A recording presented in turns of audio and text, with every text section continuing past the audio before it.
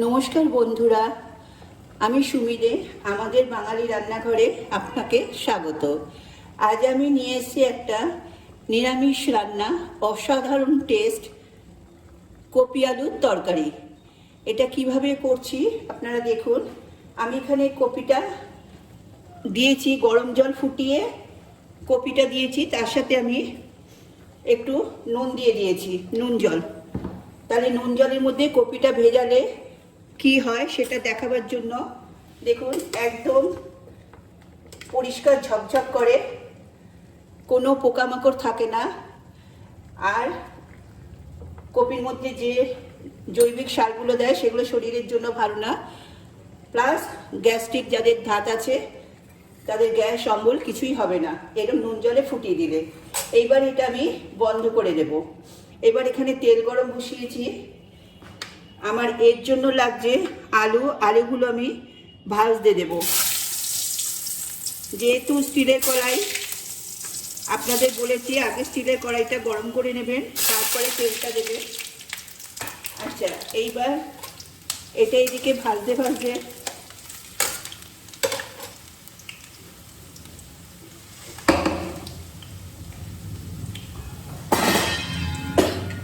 আমি কপিটা তুলে নেব। দেখুন, একদম ঝরঝরে পরিষ্কার।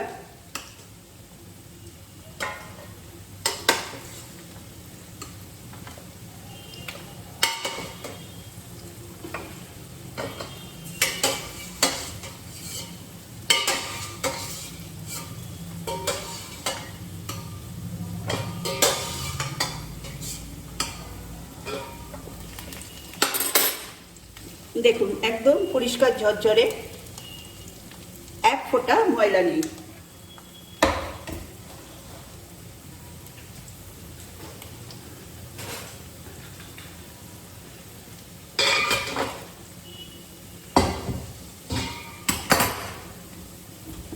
আচ্ছা, এই কপি আলুর তরকারির জন্য আমার লাগছে, আমি বলে রাখি, আমি একটা বড় সাইজের কপি নিয়েছি, ফুলকপি, আর দুটো মাঝারি সাইজের আলু নিয়েছি।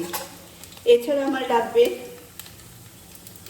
নারকেল কোড়া, কাঁচা লঙ্কা, কাজু বাদাম, আর এখানে গোটা গরম মশলা। এছাড়া নুন, হলুদ, ওগুলো যা লাগবে আপনাদের দেখিয়ে নেব। আচ্ছা, এটার মধ্যে আমি সর্ষে, পোস্ত 2 টিস্পুন, কালো সর্ষে 2 টেবিল স্পুন, পোস্ত, আর 3টে কাঁচা লঙ্কা। যেই কাঁচা লঙ্কাগুলোর বীজ আমি ছাড়িয়ে দিই যাতে গ্যাস বা অম্বল না হয়। তাহলে এটাকে আমি বাটবো। এর সাথে দেব, এটা নুন জলে সর্ষেটাকে আমি ভিজিয়ে রেখেছিলাম, এর মধ্যে নুনও আছে, কারণ সর্ষের মধ্যে নুন দিয়ে ভিজিয়ে রাখলে আপনার তেতো হয় না।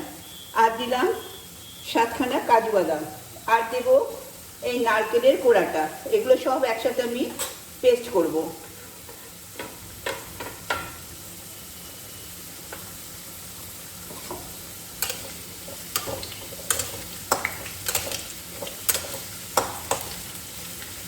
আচ্ছা, যখনই আপনি ভাজবেন, আমি এগুলোকে খুব লাল লাল করব, সেই জন্য বেশি তেলে ভাজবেন, পরে তেলটাকে নামিয়ে নেবেন। আর যদি কম তেলে ভাজেন তাহলে কিন্তু তেলটা টেনে নেবে। রান্নার সময় কম তেল দেবেন, কিন্তু যখন ভাজাভুজি করবেন যে কোনো ক্ষেত্রে তেলটা কিন্তু বেশি দিতে হবে।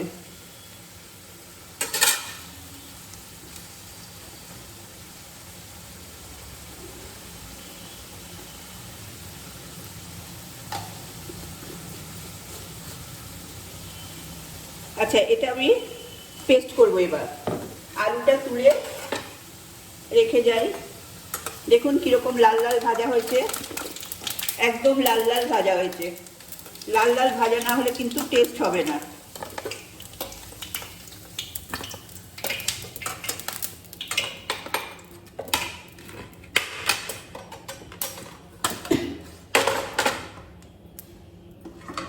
কপিও তাই।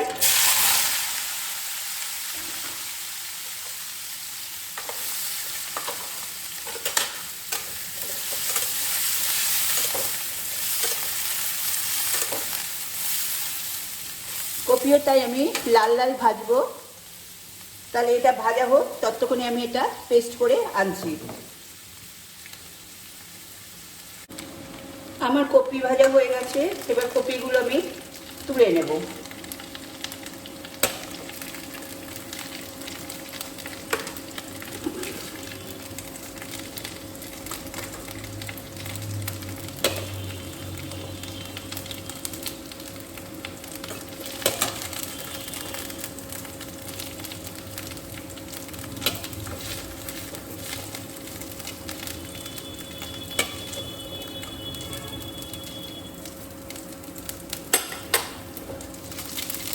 আচ্ছা, এখানে 1 টিস্পুন মতো আমার তেল আছে।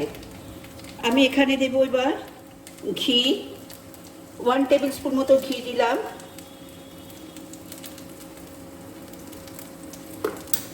আর দেব গোটা গরম মশলা, 2টো এলাচ, 3টে ছোটো এলাচ, দারচিনি, 2টো দারচিনি, ভুল বললাম, আর দিলাম 3টে লবঙ্গ। এইগুলো আমি ফোড়ন দিলাম। এর সাথে ফোড়ন দেব জিরে, 1/2 টিস্পুন মতো আমি জিরে দিলাম।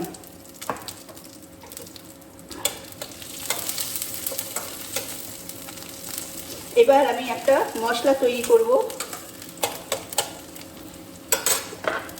আচ্ছা, এবার আমি দেব হলুদ, 1 টিস্পুন মতো হলুদ দিলাম। হলুদটা আগে দিলাম এই কারণে যাতে হলুদের গন্ধটা, কাঁচা গন্ধটা কেটে যায়। আচ্ছা, হলুদ দেওয়ার সাথে সাথে আমি একটু সামান্য গরম জল দেব, নাহলে হলুদটা পুড়ে যাবে।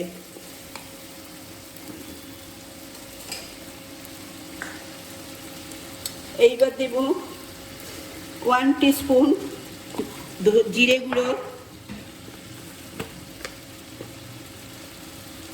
1 টিস্পুন ধনে, আর হাফ মানে 1.5 টিস্পুন ধনে গুঁড়ো,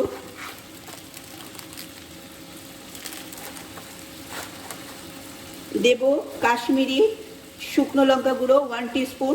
এটা জাস্ট রঙের জন্য, এটা ঝাল হয় না। আপনারা ইচ্ছে করলে অপশনাল দিতেও পারেন অথবা নাও দিতে পারেন। আচ্ছা, এই মশলাটাকে আমি বারবার একটু একটু জল দিয়ে কষবো। আমি সবসময় ফুটন্ত জলে রান্না করি, আপনারা জেনে গেছেন। আচ্ছা, আমি আরেকটু শুকনো লঙ্কা দেব, কিন্তু এখন দেব না, আগে ওই মশলাটা যেটা করেছিলাম সেটা দিই। এটাই আছে পোস্ত, সর্ষে, পোস্ত 2 টেবিল স্পুন, সর্ষে 2 টিস্পুন, কাঁচা লঙ্কা 3টে, নুন, নারকেল কোড়া, ব্যাস। এই মশলাটা এতে দিয়ে দিলাম।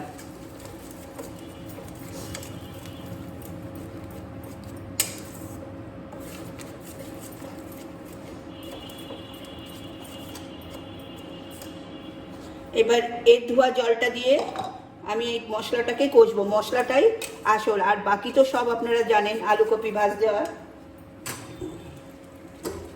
আচ্ছা, এর মধ্যে একটু জল দেব,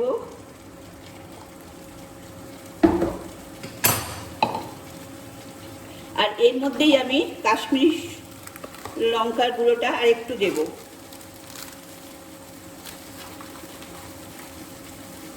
দেখুন, 1/2 টিস্পুন মতো আমি দিলাম।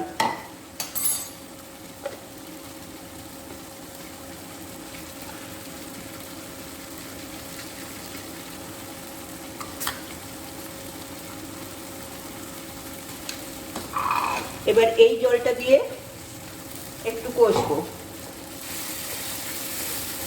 এই কষাটাই হচ্ছে আসল। মশলা যত কষবেন তত তার টেস্ট। এবার এতে দেব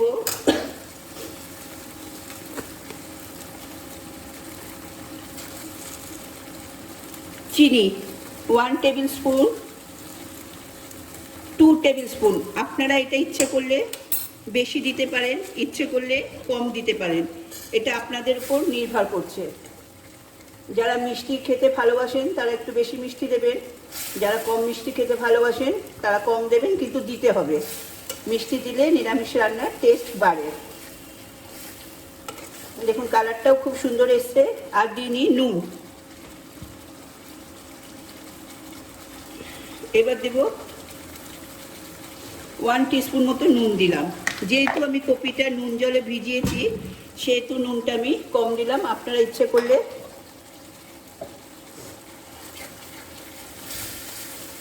বেশি দিতে পারেন আপনাদের প্রয়োজন মতো। তাহলে দেখলেন এটা আমি কতবার কষলাম।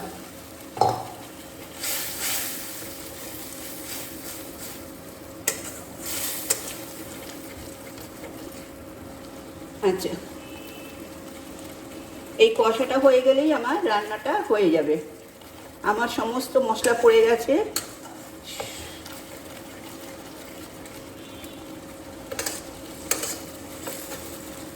এবার আমি একটা শুকনো লঙ্কা একটু খোলায় ভেজে নিয়েছি, শুকনো খোলায় শুকনো লঙ্কাটা একটু ভেজে নিয়েছি, আর তেজপাতা, এগুলো এখন দিলাম কারণ এর গন্ধটা আমার চাই।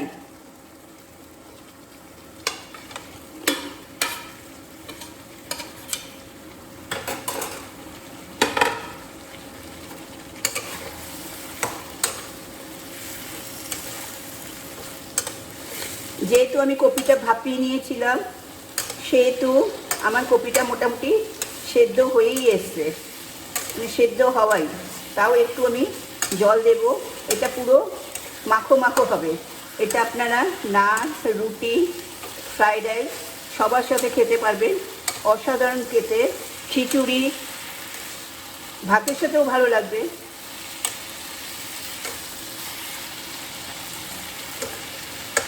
ব্যাস,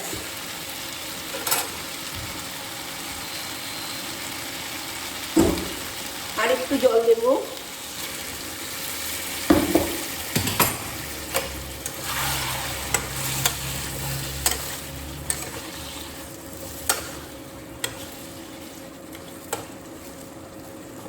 আচ্ছা, আমার রান্না শেষ।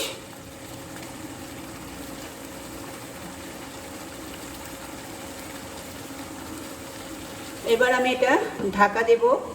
এই ফাঁকে বলে রাখি, আমার রেসিপি যদি আপনাদের ভালো লাগে প্লিজ আমাদের বাঙালি রান্নাঘর চ্যানেলকে সাবস্ক্রাইব করবেন এবং পাশে থাকা বেল বাটনে ক্লিক করবেন, তাহলে আমাদের সমস্ত রেসিপি আপনার ফোনের নোটিফিকেশনে পৌঁছে যাবে। আর অবশ্যই লাইক কমেন্ট করতে ভুলবেন না। অসাধারণ রান্না এটা, আপনারা করে দেখবেন, আপনাদের ভালো লাগবে। তা আমার হয়ে গেছে।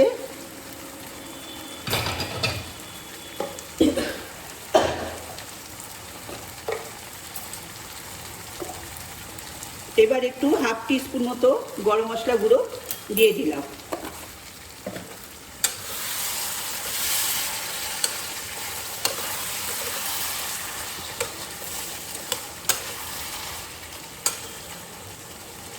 এবার আমি নামিয়ে নেব।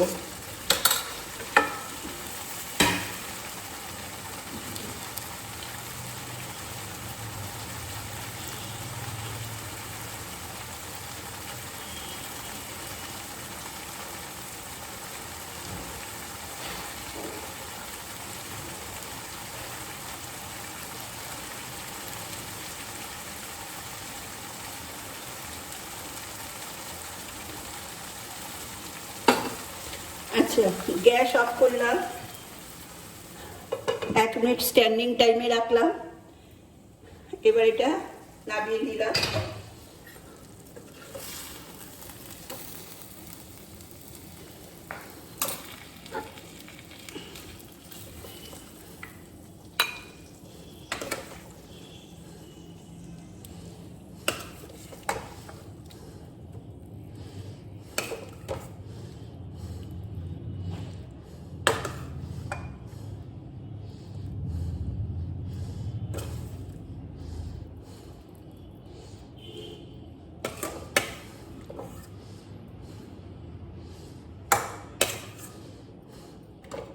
তাহলে আমার ফুলকপির নিরামিষ তরকারি রেডি। তাহলে আজ আসি, নমস্কার।